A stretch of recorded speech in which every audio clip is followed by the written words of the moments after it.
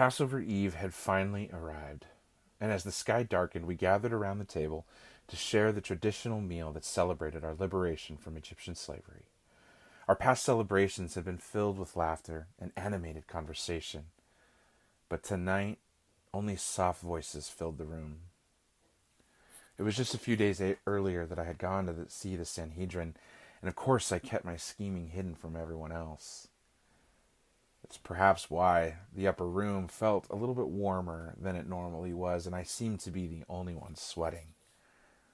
But no one seemed to notice. Jesus came in and he took his place as host at the head table, and he assigned to me to sit at his right. I swallowed but quickly smiled to acknowledge the unexpected honor. My mind was scrambling to figure out why he had chosen me over everyone else to sit next to him. While we were eating, a shocking statement tumbled from his lips. "I speak to you the truth. One of you will betray me." Now we all knew there were people out there who sought to betray Jesus. This was, of course, the very reason why we were celebrating in hiding. But our master was predicting the unthinkable.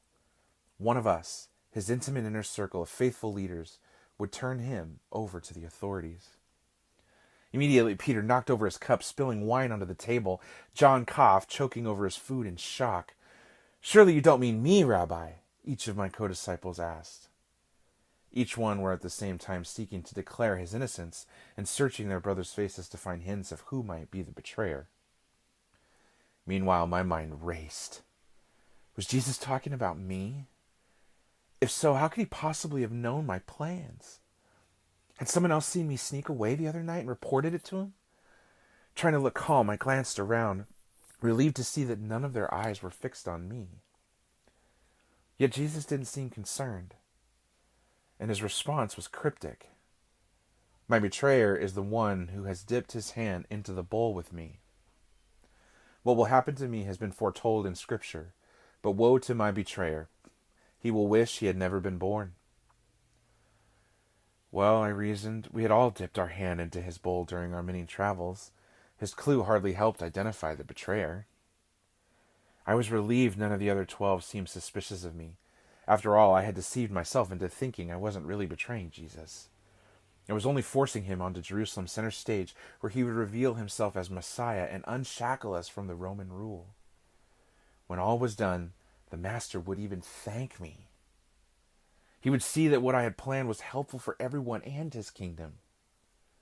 Still, I decided it was smart to respond to him just like the others had. I turned to him next to me and raised the same question in a lower tone.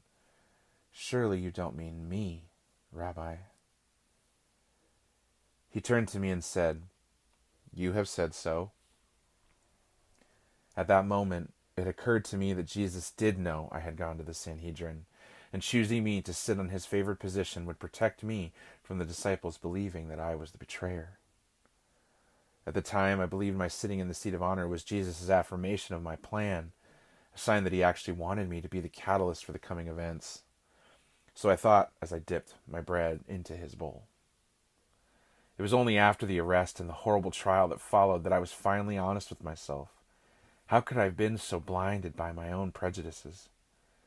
Jesus did indeed see everything, including my self-delusion of innocence, as well as the greed and desire for control that were actually in my heart. Even though I was a misguided schemer, he let my plans stay their course. He knew my disloyalty was to be part of his Father's century-old plan for the world's salvation.